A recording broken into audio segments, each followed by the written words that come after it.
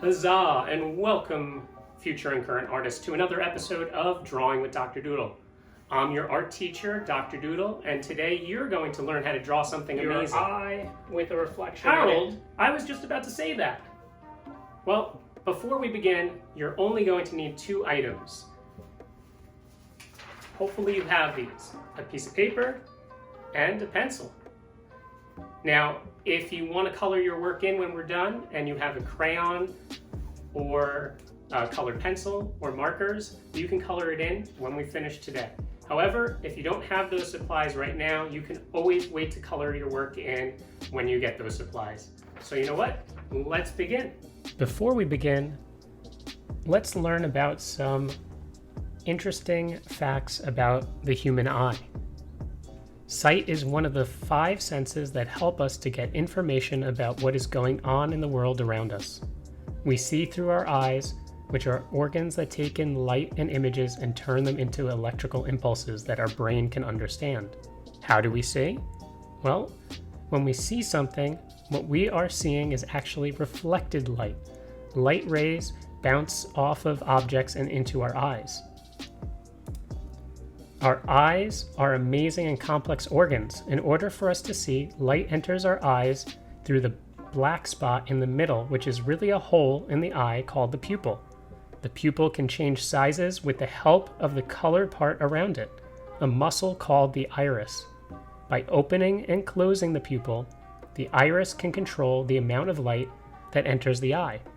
If the light is too bright, the pupil will shrink to let in less light and protect the eye.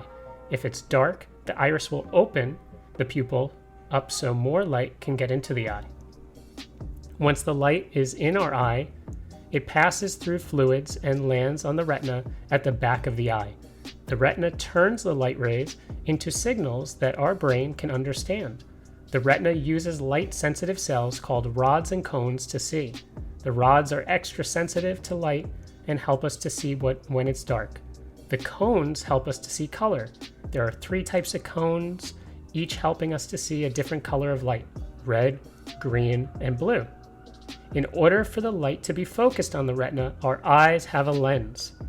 The brain sends feedback signals to the muscles around the lens to tell it how to focus the light. Just like the way a camera or a microscope works, when we adjust the lens, we can bring the image into focus.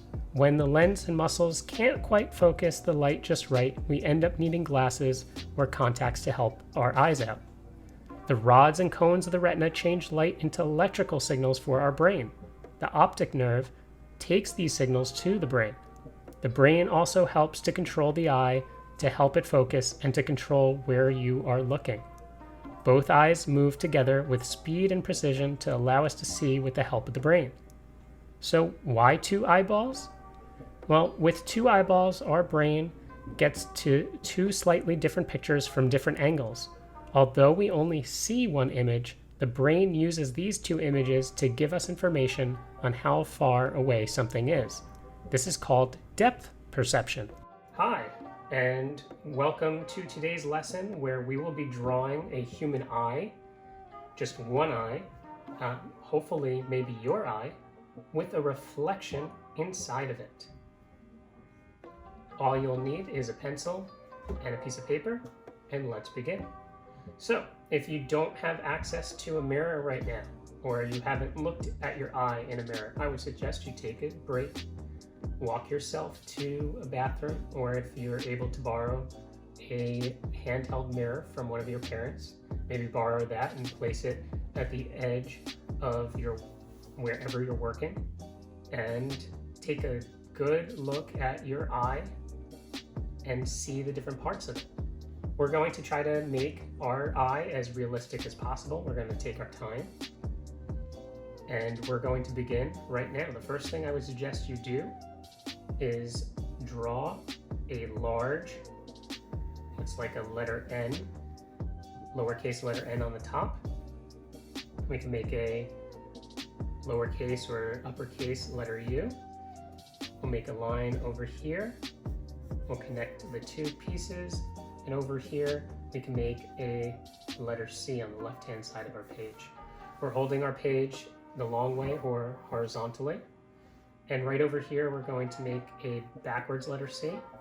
And if you don't know what this is, right over here is our tear duct.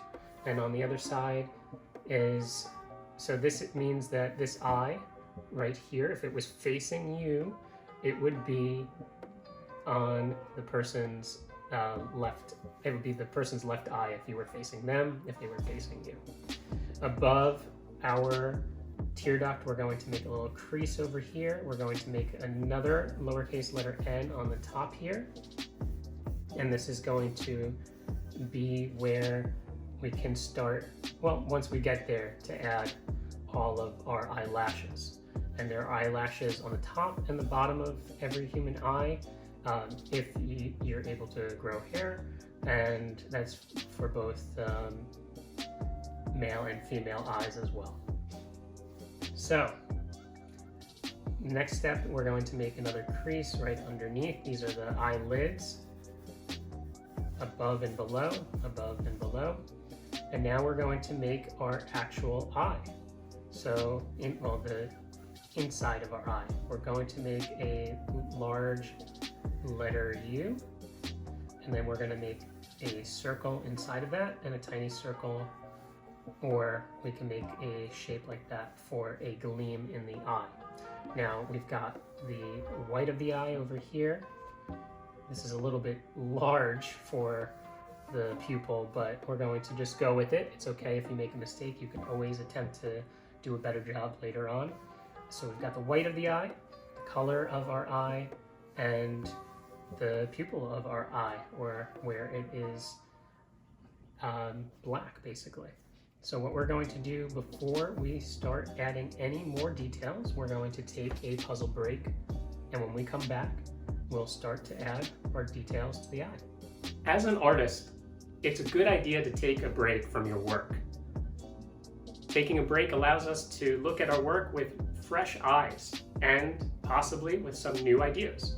So that's why we're going to take a puzzle break. And what type of puzzles are we going to do on Drawing with Dr. Doodle? Well, we're going to tackle puzzles that I love to do. They're called rebus puzzles. Rebus is spelled R-E-B-U-S. And what is a rebus puzzle? Well, I'm glad you asked.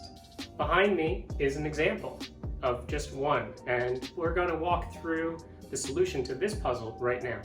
So what word do you see behind me? Well, take your time.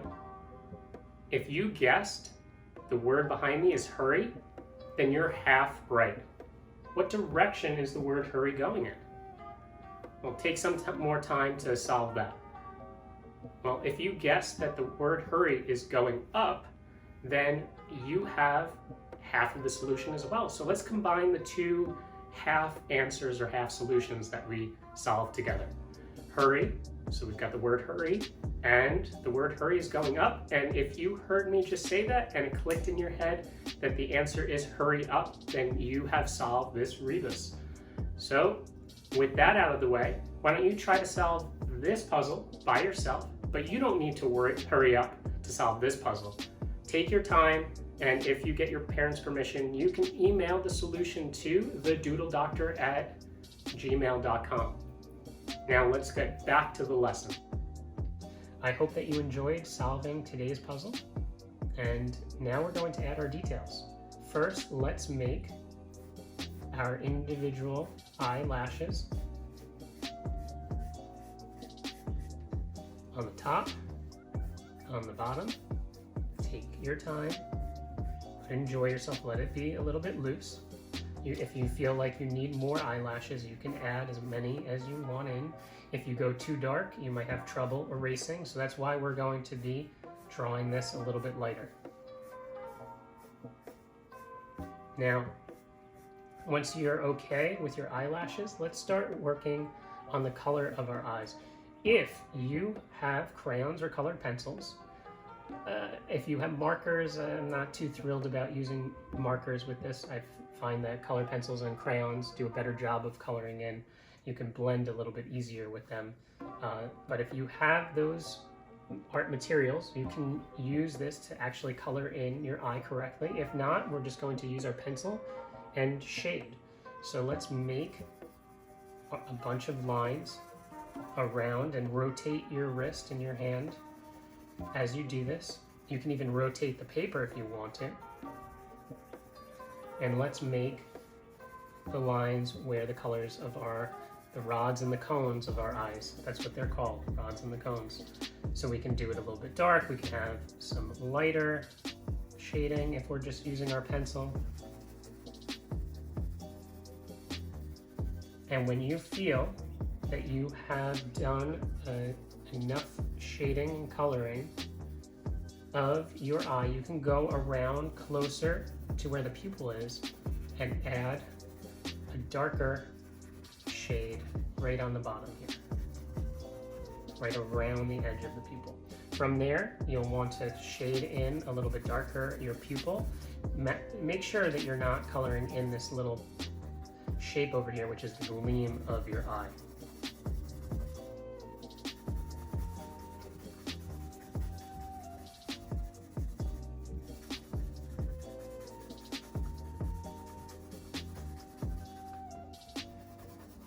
Shade, shade, shade, we like to shade. Shade, shade, shade, we like to shade. Once you have your shading all done, if you're happy with it, then we can move on to the next step. If not, take some time and continue to shade. Take your time, it's okay. Now that you have all of this done, what you'll want to do is make sure that you take a portion of the top of your eye and you're going to want to erase a little bit of the details. If you want to attempt to do this again, maybe you'll make sure that you don't color this part in if you find that you color in or shade in your eye a little bit with too much pressure and it's too dark to erase. Because here's where we're going to add our reflection in the eye. But before we do that, let's shade in a little bit around our tear duct, maybe a little bit under our eyelid and above our top eyelid, a little bit over here, just to make it look a little bit realistic. And now we're going to draw a reflection in the eye. And this is where your drawing might be different than mine and anybody else who's drawing along with us today, because you get to draw what you want in the reflection. It could be, you can be looking at somebody, your family, friends on the beach. You can be looking at your dog running in the field, and you know what? That's what I'm going to do. I don't have a dog, but I wish I did, so I'm going to draw some grass.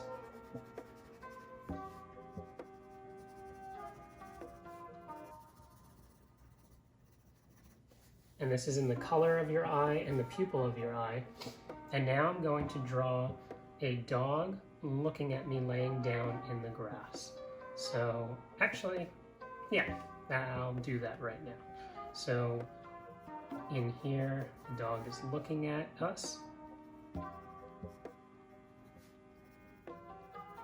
Head down, the ears over here. We can draw the eyes, the nose, front paws, tail, maybe some more grass over here. And now if you have those coloring materials, you can color in this space, or you can just shade it in if you would rather do that as well. You can add some more details, it's up to you. Maybe there's the sun peeking out of a cloud. It's all your picture, it's up to you. Whatever you want reflected in your eye. Now, if you finish this and you don't have the coloring materials, then what you can do is you can have a little bit of fun and take this challenge. Around the eye, you can transform what's around the eye into the full scene that you're supposed to be looking at. And that way it becomes something that's called surreal. Surreal, for those of you who don't know, is something where you take two real things and combine them together to form something that looks kind of dreamlike. Now, if you are in 5th grade and above, this should be, this project, this drawing this will be not so challenging. It might be a little bit, but compared to those of you who are trying to follow along that are 4th grade and below, this might be a challenge for you. So if you weren't able to do this properly, successfully, that's okay. You're just trying, this is practice. And for all of you who have just finished this lesson and would like a challenge, again, you can add more details and make it a little bit more dreamlike. So for instance, with my drawing, maybe I'll have some trees over here because this is in the park with a dog. Maybe along with the trees, there'll be bushes, maybe clouds in the sky, sun is over here. So maybe down below over here, there'll be flowers close up. We can have bees buzzing around. It's up to you what you make. Have fun with this. You are having fun and practicing and drawing right now, and that's what matters. So when you're done, like with any project that we create, you're going to want to sign your name either on the front or the back. It could be in script, or it could be freehand. And then we're going to want to add the date so that way we know when we worked on this. And there we go. We have drawn a human eye. We've added a reflection, and if you decided to work on the challenge, you've extended what's in the reflection to around your eye. And if you have done that, why don't you practice some more eye drawing by looking at your eye in the mirror and attempt to draw your eyes until you feel confident and comfortable drawing it without looking at them in the mirror anymore. Now it's time for me, Harold, the extremely talented art critic, to critique your artwork. Wait, what? Don't I didn't worry, agree Dr. to D. this. I won't be too harsh. Why, thank you. What? Okay, Wait. fellow art detectives, let's get critiquing. What do you see? What do you think is happening in this artwork? What materials do you think the artist used to make this artwork? Does this remind you of anything? What questions do you have about the artwork? Pretend you can enter into the artwork. What do you see? What do you smell? What do you hear? What piece of the artwork is your favorite, and why?